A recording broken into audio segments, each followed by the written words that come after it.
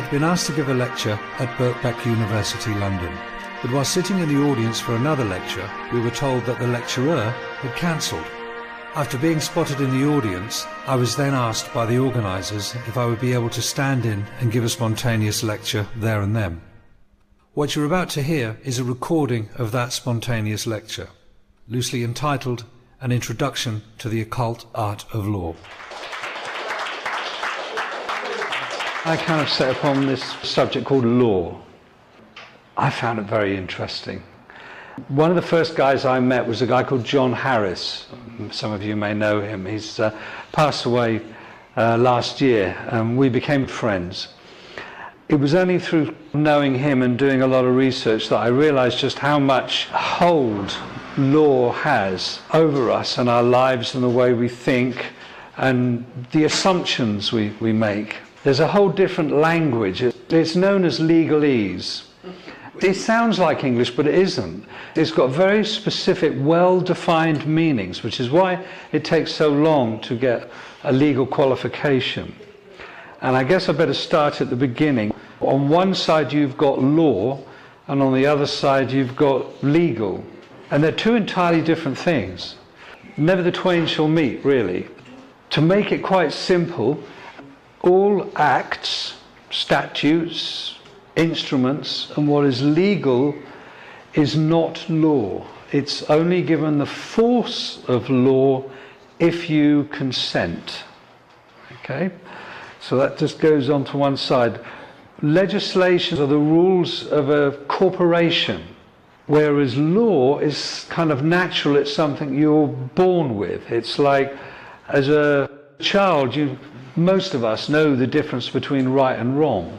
It's one of those reasons why I guess they don't want to teach law in school, because children already know the difference between right and wrong. I mean, if you were going to be taught what law was, then you'd know the difference between right and wrong, and you'd be able to see through the kind of society we're living in now.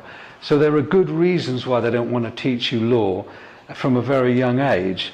Believe it or not, we used to have a culture that did teach law at a very young age, but that was, quite a few thousand years ago now, and you've got to do quite a serious bit of digging to find that. So law is what we have. The last vestiges of that are what's known as common law. And if you ask a lawyer what law is, he'll probably say, well, law's law. But law is basically rules, maxims, bars that have remained uncontested over time. All right, that's the important bit. They've been uncontested over time. So what we have now, let's go through some of these words, and I'll translate them into English, and then you can see how profound their meaning really is. If we take the first one, the first word is registration. We're told to register so many times. We buy a piece of software, it's not going to work until we register it. Our car's registered, our children are registered, all kinds of things we're registered. This word, we're letting somebody know that we exist or something when we register to vote. What does it mean in legal terms? It's a very specific meaning. When you register something, you are giving away whatever you are registering to whoever you're registering it with. Let that sink in, because it's really profound. Register means you are giving away whatever you are registering to whoever you're registering it with. So you buy a piece of software, it doesn't work until you register it. So you register it, which means you're giving it away. And they're saying, okay, well, you can have it back with a magic secret code, but only under our terms and conditions of use. What we'll do is we'll grant you a license. And if you're in breach of that license, then there's consequences for that. Sounds bizarre, isn't it? You buy something, you think, well, that's mine. I'll buy that. It's mine, it's fine. No, in order to read it, you've got to give it back. But I've already paid for it. And when you read it, there are terms and conditions applied to how you read it, and maybe what information you divulge from what you've read. So you can see it's a way of tying you up. But let's go on a bit further. Let's look at this word application. It's one of those things we do a lot. To get a job. Application. 17th century translation to that, as it is today, application means you are a beggar. And it's presumed you know what you're giving up in order to get what you're begging for. Submit. It's not like, oh, I'll submit this to you. Submit means you bend to another's will. So if you submit an application to register,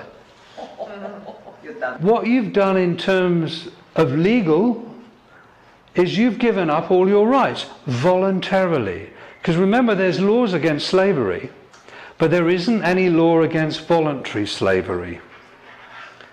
We've been deceived, and it is a deception. It's an immaculate deception, really, when you start getting to the bottom of it. Let's go to the next bottom line here. What else do you register? Well, you register your birth, don't you? Your birth is registered, and you get a certificate. And if you look at that certificate, and it's an incredible document, really, when you start reading it with legal eyes, you just think, oh, it's got the mother's name in it. It hasn't got the mother's name. It says informant. And on the back of it, remember, it's got the Crown Corporation logo on it. By the way, the Crown is a corporation, it's not the Queen. On the back of it, it says, this is not proof of identity. Well, you think how many documents are derived from that birth certificate? Your driving license, your passport, your NHS thing, all of it comes from it. So if it's not proof of identification, what does it mean legally? So you're kind of left with this conundrum. I've registered my birth, I've got this bond back. Bond. Bond is an abbreviated word. Where do you think the word bond comes from? It's really obvious. It comes from bondage.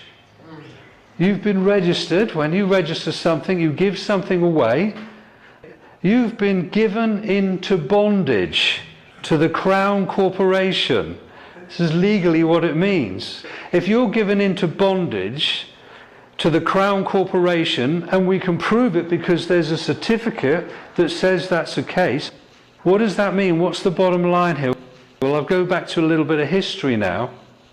I haven't got anything behind me, but those of you who used to play Monopoly probably can remember that a pound sign used to kind of be like this, and it had two lines through it.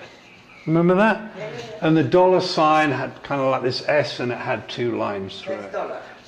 So it had two lines through it. Now, the pound used to be called sterling. It was called sterling for a reason, and it was based on silver. And of course, in America, the dollar had the same two lines through it, and it was all the silver dollar. That was what it was. But in 1929, the banks owned everything. They owned absolutely everything because of a thing called the Wall Street crash, which they brought about into existence. And then they also changed things. They changed the pound sign so it had one line through it, and the dollar sign so it had one line. So they removed one line. Well, if the banks owned everything, the money in circulation then has a different value. There's something else backing it. If silver isn't backing it anymore, what is backing it? And around about the same time in 1933, a guy called Colonel House, who worked for the Rothschilds banking cartel, among other people, came up with this idea of registration.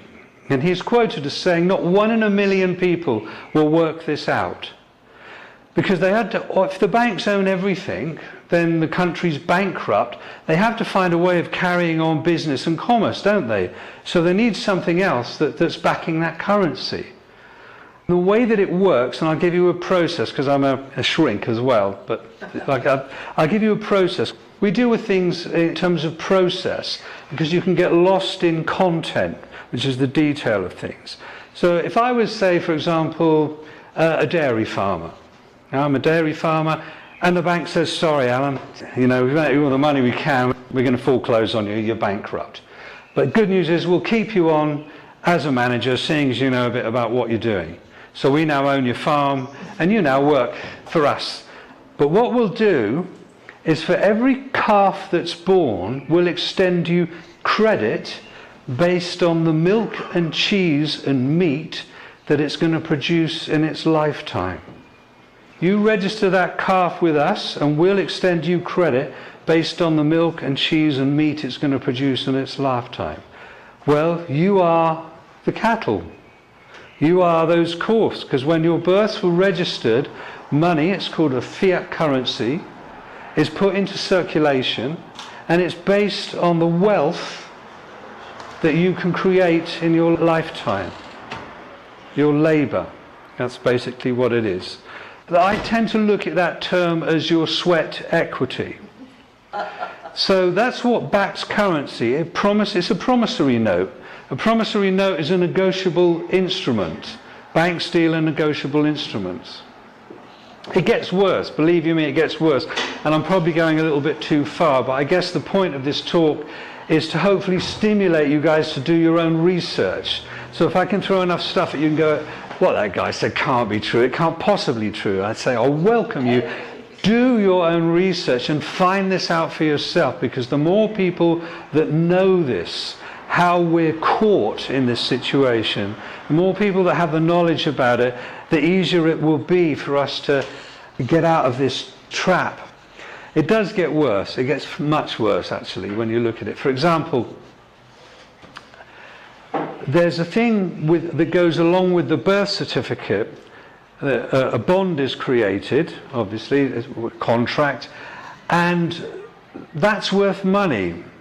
The original title of this talk was going to be the occult significance of law, because most people don't think there is anything occult about law at all. And those that would do any research would go, oh, that's absolute rubbish, Alan, that can't possibly, that I'll totally reject that. And by rejecting it, lose the opportunity to begin to comprehend what's really going on. Because there is a very strong occult aspect to law. And the reason they dress the way they do, and the terminology and the language that they use as well. In fact, it's very much an occult art. It is, in fact, the occult art of law.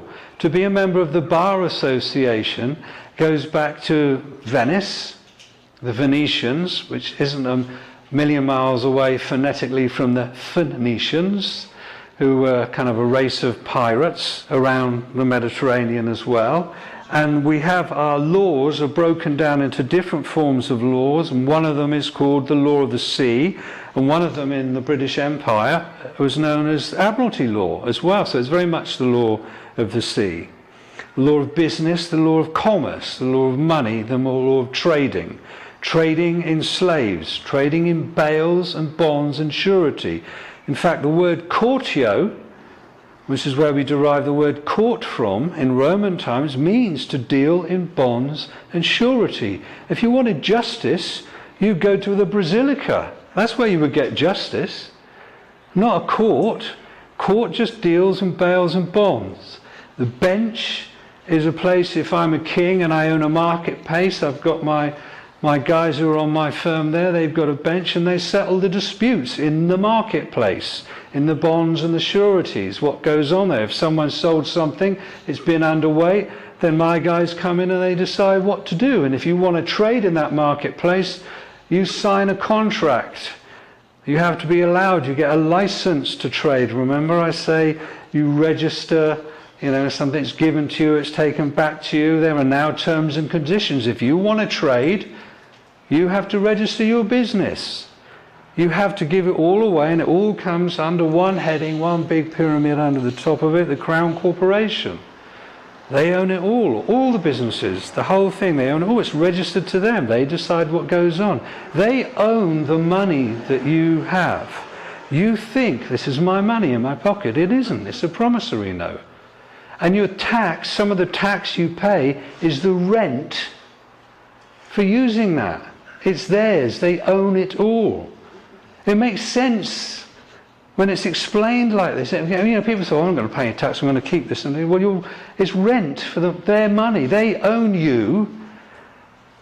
And the occult aspect of it is that they own your mind, your body, and believe it or not, they believe, these guys are completely off their dials, your soul. This is why they have all the gold, because gold is an immortal metal.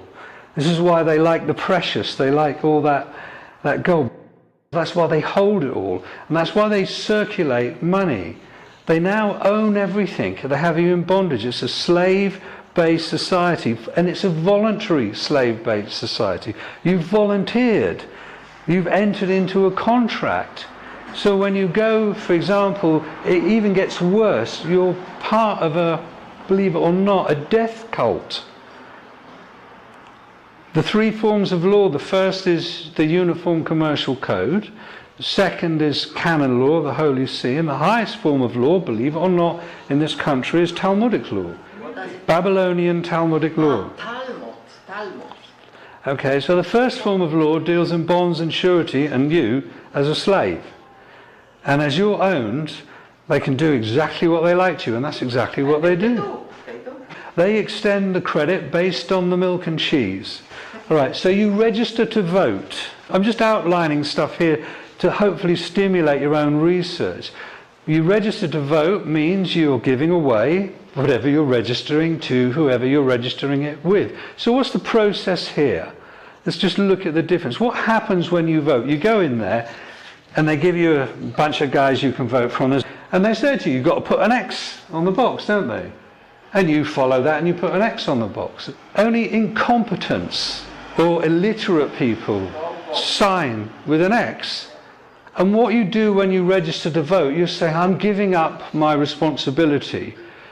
I'm illiterate, and I agree, I'm a mental health outpatient, and I'll prove this by marking an X on this. And what I do, I will give whoever I put that X against power of attorney. You're giving them power of attorney over your life. In other words, if you were some old guy in a mental hospital who's lost his marbles and the lawyer says he can't manage his affairs anymore, we've got to give someone power of attorney to manage all his finance, to do everything for him, and they get him to sign, and now you've given power of attorney, that person manages your life. So not only do they own you, mind, body and soul, you've now voluntarily registered and giving them power of attorney over your life. So you basically say to them, I'm a mental health outpatient, which is why you vote in a ward, because it's a giant mental asylum. You're in a ward. If you prove to them that you're an illiterate, you put the X on there, and you registered to vote, you've given away your rights, and now you've given them power of attorney. In other words, you say to them, I've let you decide what you think is best for me. If we went on a war, that's fine. I've got no say in it. And what they will do is, like, shall we say, the deranged young son who's managing has got power of attorney over his great-grandmother who's spending all the money on drugs and resources like that. He'll tell her what she wants to hear. What do these politicians do? They'll tell you what you want to hear. That's the way they're playing the game. Above a mental health outpatient, which you've proved yourself to be in their game, is the House of Commons. They're commoners. So you're less than a commoner. People come to me and they say, oh, about the Magna Carta, Alan, that gave us all the rights and all the other stuff.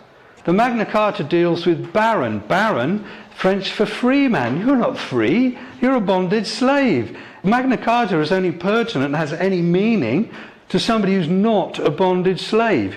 So you'd have to be in the House of Lords today to be able to have any power or sway with the Magna Carta as a baron, as a free man. And the House of Commons, people like David, they're less than that, and you're right down there. You've got no rights at all. You voluntarily gave them up. You're a mental health outpatient that's given away power of attorney on a regular basis to a different bunch of guys who tell you what you want to hear, and they lie to you over and over again. How much more proof can you give them that you've lost the plot? This is the way they look at it. This is the way they trick you. This is the way they deceive you. This is the way, because the way the universe works is they don't want the blame of it. They say, it's not us. Look, I'll prove it to you. Look, they signed here. This is your signature. Signature, that's another one. Signature means sign of nature. You proved yourself to be a living being, and you've made a mark on a piece of paper called a signature that proves you've got a sign of nature, because they've created a thing called a person. Person means legal fiction. Legal fiction means you become liable. All your bills are written to you in capital letters. Everything to do with money, bank, rent, commerce, everything is you in capital letters, addressed to you in capital letters. This is where you get the term capitalism from, because your life has been monetized and capitalized. As a bonded slave, you are what back that currency, and you've given them power of attorney. You've given them power. You can moan, you can whinge all you like, but they'll just say no to the universe in their magical system. Sorry, but it's not on us. You signed, you gave, that's your signature, isn't it? You voted for that, you registered it. It's on you. You're responsible. It's on you. You made that decision. Not on us. We don't inherit the karma. Because the whole system works on an occult way on curses. It's an old curse system that goes back 5,000 years. It's dark magic. It's based on curses. It's based on sacrificing. It's based on blood sacrifice and all that stuff. Cursing, that's what it is. What do you think that money is? It's a curse based on your life that's been taken from you. You've been hoodwinked out of it. I mean, hoodwinked, that's a 33 and a third degree Mason maybe will tell you, but you've been hoodwinked, and they're lifting the veil, and this, what I'm telling you is part of that process. How do you think these guys get away with stuff? If I say to you, what's your name, and you give me your name, you've basically said in legalese, oh, I'll contract with you, and I'm a bonded slave, I don't have any rights. I gave them up. But if you want to think on your feet, and I'm a police officer and I say, what's your name? And you say, what makes you think I have such a thing? Ask the question, because if you're asking, you're as king. You've got some status then. Because they all work, they act, and they behave in a manner, and it's called implied right of consent. They are going to behave in a manner that suggests to them that you've all consented, and unless you rebut that consent, unless you stop that, unless you say, hold on a minute, I'm not consenting, I do not consent to this, I am not a name, I'm standing under common law, if you want a contract, I'll be happy to contract with you, my fee is £900 an hour, do we have a contract, yes or no? What's he going to do? I know a guy, you can find it on the YouTube thing, drunken driving. He's driving his car drunk, the police pull him over. They say, what's your name? He says, I'll be happy to accept your offer of service. My fee's £900 an hour. Well, right, we'll arrest you then. Because that's what they normally do. They'll kidnap you until you give them your name. If you get caught on a train and you haven't got a ticket, they'll kidnap you until you give them the name. Because they want what's a thing called joinder, which is your name and address and your birth date. Because they want your bond. They want the details of your bond. They want that for a very good reason. And I'll get back to that in a minute. So he gets arrested, he goes in there, and eventually the sergeant's there, and oh, we've got this guy, he won't give us our name, I'll put him in the cell, then he's drunk, da-da-da-da-da. They let him go the next day. You want me then? Yeah, the point is that they let him go. The reason, here's another one, it's really mind-blowing the way the whole stitch-up goes, is that bond that was created at your birth, there's a thing, it's a fancy French word, it says c'est de vie, which means for the benefit of another. It was something that was created after the Great Fire of London, when they were trying to find out all the dead people, all those people that were missing and all the other stuff. But on one side, but on the other side, they were trying to raise a new form of currency, of credit, because remember these guys, these Templars had done it before. How do you think they financed those big, nice Gothic cathedrals and all the rest of that with their money lending, international banking scams and all that? But that's another history. But in 1666, after the Fire of London, they created a c'est de vie trust. The way they work it in terms of the occult side, they say, okay, you're born, you're created by the divine, and therefore you inherit the earth. And you inherit in abundance. If you can go on the internet, you can check it out. If we lived in the whole planet, 7 billion people lived in the same population density as Paris, we'd take up less than half the size of Texas. All the rest of the space on the planet would be left there. That would be us. It would probably be crowded and horrible and all the rest of it, but that's about it. So you inherit, if you want to work it out, I took the time and trouble to do it actually. If you looked at it, you can do it online. Work out all the nice, arable, usable land, not the desert this guy was trying to claim, but that's there now, divided by 7 billion people. Each one individual gets 4 areas the size of Twickenham rugby field. All right, and that's good. That's your birthright. Something you can build a house. Exactly. That's 4 Twickenham-sized bits of dirt. That's your birthright. But of course, your mother registered you, so they take that asset, don't they, off you? That's your birthright. It's taken from you straight away. But what they do is they monetize it because they monetize you and that asset. And that asset is supposedly, from some researchers, I can't confirm it, but I know there's one lady that came here, she actually managed to find it, around about £2 million. So you've got an account that you don't know anything about that's worth about £2 million in today's money. And what happens is this. When your electricity bill comes through, there's like this little check thing at the bottom, isn't there? It looks like an old-fashioned check, and it's got like 3 banks on it.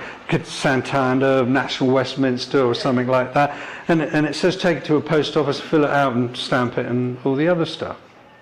Okay, here's a little secret for those who aren't hoodwinked. Every debt that you incur with a corporation is zeroed or settled, because remember, it's not real money, it's credit, in 90 days. So any registered company that have got joinder, your name and address and your birthday, can apply to the Crown and settle that debt. And what they do, and this is what's financing the corporate takeover of the planet, is they get their bills paid for twice. They get it paid by the corporation, because corporations can print their own promissory notes or bills of exchange and negotiable instruments. But what they do is they get it from the second way of funding, which is the money they put into circulation, which is your sweat equity. So they get paid from your bond account, which you don't know anything about, and they get paid by the money that you've had to go and work for, and you pay that bill off, so they get paid twice. And corporations, that's what they do. And the guys that are high up in the financial aspects of those corporations know this stuff. I've dealt with them. You know, and you can play this stuff. You can say to the council tax or whatever it is, that's already been paid. It's 90 days. It's outstanding. It's been done. Prove to me that it wasn't. It hasn't been paid for. And they can't. Because what they're doing is they're technically committing a fraud. Because they're asking, it's a fraudulent, isn't it? If I say, this costs that much, and you've already paid for it, and I try to get you to pay for it twice, it's fraud, isn't it? For the normal people. Double bubble, isn't it? It's called double tipping. Okay, but this is all part of the system that we're living in. You've got all this stuff, all those rights, all that economic power. The corporations are playing a game. When I was a kid, it used to be called Piggy in the Middle. Corporations one side, and they've got this account, and they throw it over you, because you're down here like that, and the other one catches it. Thanks for the money, I've got that. And you don't even know you've got that account. The occult aspect of it, again, is like when you have to go to court, you're actually being invited to a dark ritual, which is why you're summoned. You're summoned to appear, like you're some sort of ghost or a spirit, because that's what they think you are. Because that trust that's worth money, they don't tell you about it, but you could have reclaimed that within 7 years. But after 7 years, the law of salvage comes along, and the government say, okay, well, that's a wreck, well, we'll have that. So they salvage that, and they use that. So you can't get it anymore. Even though they know in the real world you're alive and flesh and blood, you know, because you've got your national insurance thing, you know, you go to the NHS, they know you're physical, you know, they'll take blood from you, all the other stuff. This occult system doesn't see it. They're off their dial, these guys. Unless we begin to see that this is what's really going on, instead of just going, oh no, this is just preposterous, absolutely preposterous. How can this possibly be the case? Unless we kind of just, you know, open up our horizons a little bit, honesty, open-mindedness and willingness, and go, okay, well, I'll entertain this for a while. I'll do a bit of research and see if there's anything what this crazy guy was talking about. Do it yourself. Check it all out. You're summoned to appear in a court. Why are you summoned? Because as far as they're concerned, you didn't collect that account within 7 years. So there, you're presumed dead. So if there's any liability, then they have to summon you, because that's what you are. You're a spirit. I know it sounds absolutely barking, raving mad, doesn't it? But this is the way they do it. Because the way these guys work is, and they've had many, many years to do this, they know if they can control your mind, then your body will follow. And they will use all manner of things. Just round the corner from here, there's a thing called the Tavistock Institute. Those of you that do a bit of research or do a bit of shrinky stuff like me, no, it really does some good work, but it's got some extremely dark aspects to it. And its whole founding is extremely dark. It's about mind manipulation. And really, when you start realizing how you're controlled in this system, they don't mind what religion you believe in. There is only one religion, and that's the religion of money. And they want you to believe in that more than anything else. That's what they're selling you, is that religion. You can go one day a week, if you like, to your church or whatever it is you go to, and feel good about yourself. That's great, because as long as you go back the extra 5 days and you work, because that's your worth, that's your offering. You are handing over your will and your life to the god money. And for those people who don't know it yet, the word mortgage comes from la mort, death grip. Death grip, that's where it comes from. You buy one house, you have to 6. By the time you pay the last installment, your life is finished. Since you brought up the mortgage thing, say you decide you're going to buy a house in London, so you need £1 million at least, won't you, to buy a house in London. So you go in there, you go to the bank, and the bankers are the high priests of Baal.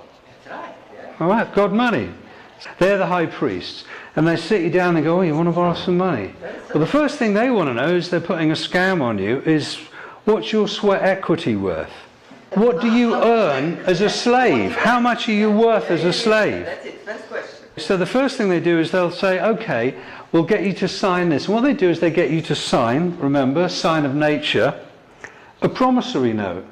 And they've got your name and they've got your address. So they take that promissory note and they put it in an account. And they, out of thin air, create £1 million. They always do it double dealing, double bookkeeping. They've got your bond that you don't know you have, and they've got all your details. So if you die, that's okay. That exists. It's got currency. And then they'll talk you into an insurance policy. It's called a life insurance policy. That's the one they'll like as well. So you go into the bank, and your signature has created £1 million. Okay, right. So in effect, you've actually already bought the house. Right, but then what they do is they talk you into paying another £1 million, which they call the principal. They deceive you by saying that we're lending you this £1 million. So you've gone into the bank as a sovereign, created, living being, soul, flesh, blood, inheritance and everything. Your signature's created £1 million. They've got an undertaking from you now to work for the rest of your life to create another £1 million. And they're going to charge you interest on that as well. So you've created £2 million plus whatever interest they want to put on the top of that. What have the bank risked? A big fat zero. But then that's the religion, isn't it? Because they get you to go out there. You are handing over something of value on a daily basis. When you clock in or you go to work, you're giving the most valuable thing that you've got, your time, your life. That's you paying homage to their God. Okay, you can go one day a week somewhere else and believe that you're doing something else, but physically in your reality, you've got no choice. You're in bondage. You want to talk about freedom? Tell me how long you're going to last without money in your pocket, and then you see how much freedom you got. That's the reality. That belief is so powerful. I mean, if you were to get £100,000 in used notes and just throw it on any street, Trafalgar Square or somewhere like that, you'd see complete insanity. You'd see total violence breaking out. I've worked in rehabs. I've specialised in the treatment of addictive clients, you know, drug addicts, alcoholics. And their parents would come in and they would say to me, well, he's done detox, he's done his cold turkey, surely those cravings are gone. You know, he's not physically addicted to it anymore. I said, oh, no. And they look at me like this. I said, no, it's the psychological addiction's the most important thing. I said, they're addicted to a mood and mind-altering substance. And they said, well, we don't understand, you know, as long as he doesn't drink anymore, as long as he doesn't do any more heroin, he'll be fine. You know, that's what changes his mood and his mind. And I say, okay, here's a table. I'll put a wee baggie of smack, some brown on the corner there, a bit of coke, a bit of marijuana, a bit of nice grass, a nice sticky bud, say, something like that would be nice. Some bottles of Moet Chandon, eh? Some Nuit Saint-Georges, a few bottles of Rioja, or if you want, a couple of tins of Tennant's, or special brew. What would you like? And they go, oh no, we're not really interested in anything. I said, I'll tell you what, I'll put £5,000 in used 20s. Oh, that would be nice. How would that make you feel? And they go, oh yeah, that makes me feel great. I said, okay, all these other substances, if you imbibe them, there's a chemical reason that's going to change your mood and your mind. But you're telling me this printed paper is going to make you happy? Is going to change your mood and your mind? Watch them on the game shows when they win something. Watch them with the gambling. Watch them. That's a mood and mind altering substance that's more powerful than all the other ones on the table. Because all the other ones on the table, you can get rid of that addiction. You don't have to be addicted to that. There's ways around that addiction. But that other addiction, that psychological addiction, you try getting along without that one. Even if you want to, even if you try not to. It's probably the hardest addiction that there is. Exactly. So that's what you're kind of dealing with in terms of the mind programming and the addiction. Now it sounds really dark and gloomy and all the rest of it, but there is a solution, and really the solution is always been there. And this is probably why it's going to sound a bit cheesy and corny. The solution is a thing called a spiritual program. Is to reclaim your soul, your sense of value, your sense of worth. You know, and there are plenty of spiritual programs out there that don't demand you give them shed loads of money and all the other stuff. In fact, if you want to find the genuine ones, they'll be the ones that won't be wanting the money for you, because they'll be on that spiritual program themselves. And there will be one out there, if you really want it, that will fit itself perfectly to what you are. I know one. Yeah, well, there's one that will suit you. There's one that suits everybody here. But what you have to do, and this was the one that got me when I worked in rehabs, the reluctance that people would have to pray. There's a meaning in this word, pray. It's because part of our social program is we have I'm going to get a bit shrinky now, we have what's called a reflective action of consciousness. That's us thinking, we're reflecting, we're not in the moment. It's a reflective action of consciousness.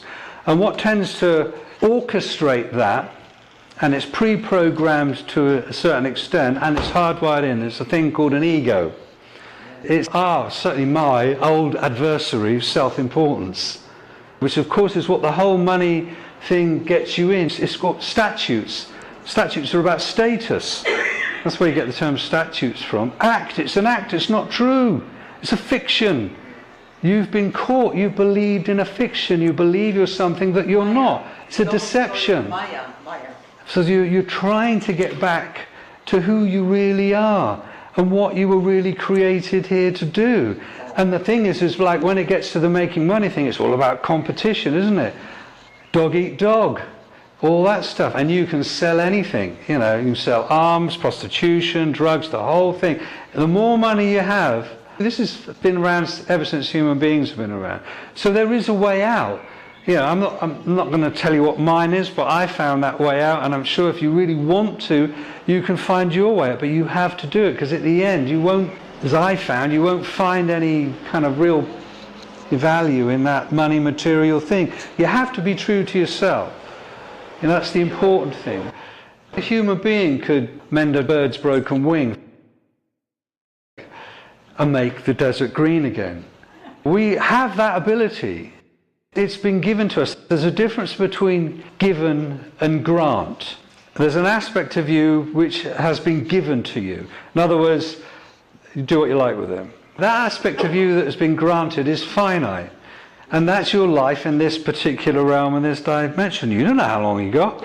And you're willingly to sacrifice it to get money and stuff like that, you know, and and to be part of this system. And it's you know, who can blame you? We're all born into this. We don't know any better. Most of us, it's taken us years. I mean, it took me, I was about 40 years of age when I managed to sort of really get over the shock of being born. You know, really to sort of get it all together in perspective. What the hell's going on?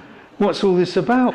All that stuff that wasn't mine that had been dumped on me, and I was going, well, no, that's not mine. That's that. I don't want that. You know, that's right. This is mine. That's mine. That's who I am. Right, I'm going to do that. Because you know, if you're true to yourself, then a pathway will open up to you. You know, it will find its way if you connect to the universe in that way. Because remember, these guys that have created this spell, they know how the universe works. They've got a way of doing this dark magic and keeping you in the dark.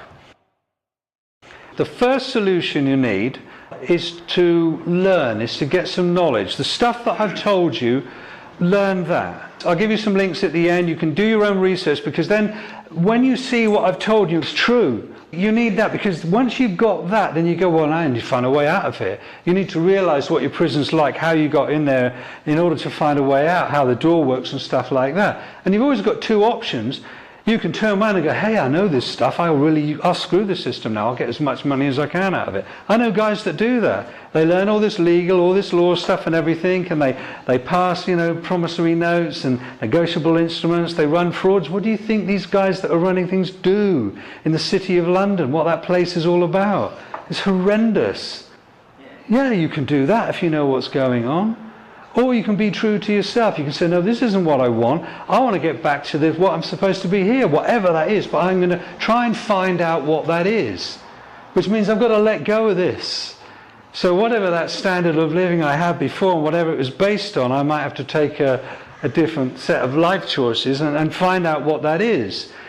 And at the same time, you need to start following your heart and not the head. Because this is what fools you, is up here. You have to follow your heart. I'll say the G word and you think I know what I mean there. For some people, other people would say the Great Spirit, other people would say love, other people would say love is what animates the fabric of the universe and what animates you if you allow it to do so and you truly want it to do so. If you really want it to do so and you see what's going on here, you say, look, I don't want any part of that, I want to change that.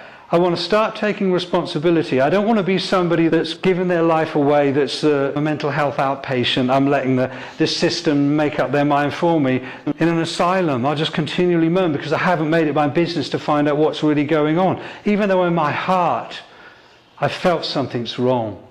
I mean, all of you are here because you're looking for something. You're looking for something different. You've come here because what's out there, X Factors, you know, all that other stuff on the telly and all the other stuff, isn't giving you nourishment anymore. You're looking for something else. So that's why you're here. The history that you've got now is false. It's been rewritten mostly over and over again.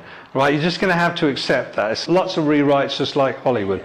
But there was a time when there was true law of love, and there were teachers that came and taught that. And they said very clearly what was going to happen and what was likely to happen if humanity didn't change. If you kept following the moneylenders, the slave traders, with their false religions and all that kind of stuff, where it was going to go. What you have is basically this.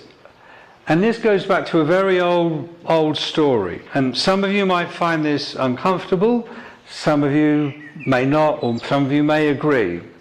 But as far as my researchers can work out, we are genetically created vehicles. We have these genetically created vehicles, and they were created by beings that, shall we say, were fallen, i.e. they didn't have souls. And we were meant to be their slaves.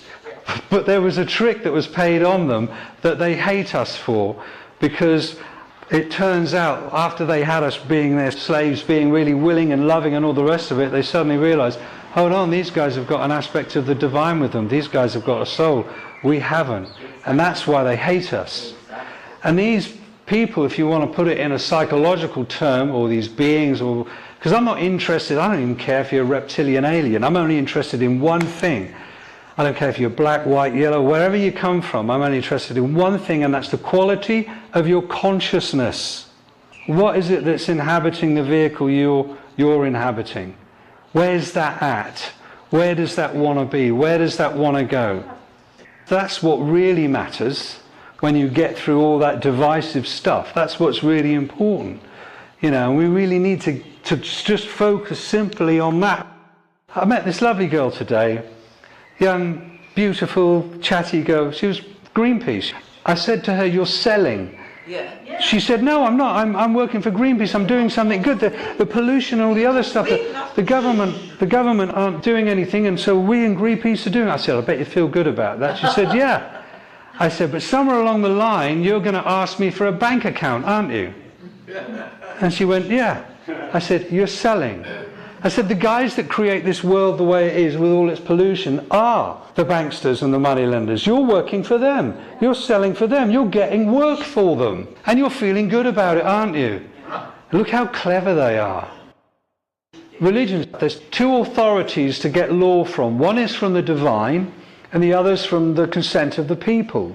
God made us the trustee, and we've got the consent of the people because nobody's arguing with us. Therefore, what we say goes. And if you don't, we can use force to stop you. You don't have to consent. Even Theresa May says we have a police force in this country. We are policed by consent. Let me just go through this very quickly. There's two things to a police constable. That's two things. Police. The term police comes from policy. The policy man is enforcing the policies of the Crown Corporation, of which you are a citizen, which means worker, which means slave, and you've handed your will and your life over to that. Constable is something completely different. A constable has sworn an oath, which means he's in his honour, to prevent a breach of the peace. That's all he's there for. So he's got two roles. Now, if you say to them, "I don't recognise you as a policy enforcement officer, but I do recognise you as a constable, and you will honour your oath." If you refuse to honour your oath, then under common law, you've committed perjury. That's a common law offence. If you swear an oath and you go back on that oath, that's a common law offence. If he insists, after you've rebutted that and said you don't want to do it, and you haven't given a name and address or anything like that, or contracted, and he still insists to fine you, because you can't fine even under English law, you have to have a court de jure, a jury as well, he still does that. He's then committed fraud, which is another common law offence. The maximum penalties for perjuries, I believe, is 25 years, and fraud is 25 years as well. Those are common law offences, and he's sworn an oath to uphold those. So if you go along to the police station and say to the sergeant, "I have not contracted with this guy, the proof that I haven't contracted is he hasn't got my name and address." Do you want to add kidnap to that? Because he's committed perjury, he's attempted to commit fraud. Are you going to kidnap me until I give you something that isn't my property? Because that name isn't my property. In other words, you're asking me to give you something that isn't my property. As a police officer, do you think that's a good thing to do? I'll wind up. My intention was to stimulate you guys to do some research. I hope that's what you've done. Next week we've got a meeting in this room I was again. waiting for this all my life, love. Thank you very much.